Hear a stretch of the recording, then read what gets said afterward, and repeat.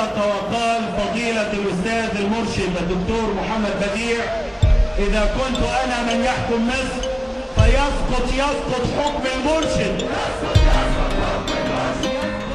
بيشتري حاجة، حتى الكاب اللي أنا لابساه هم موزعين. إن إحنا محتاجين دكتور مرسي، مش عايزينه يرجع عشان نفضل قاعدين هنا، مش عايزينه يرجع عشان نفضل قاعدين هنا.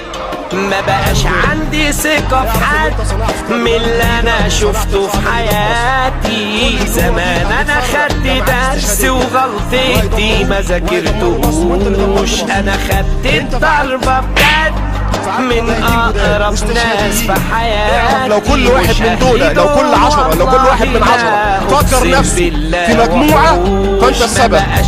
أنت اللي عملت الإرهاب وأنت اللي ابتديت بيه. أنا بنذرك، رجع الأمور لنصابها، وإلا هتلاقي الجموع دي كلها هتفجر مصر، هتفجر مصر، هتفجر مصر، هتفجر مصر.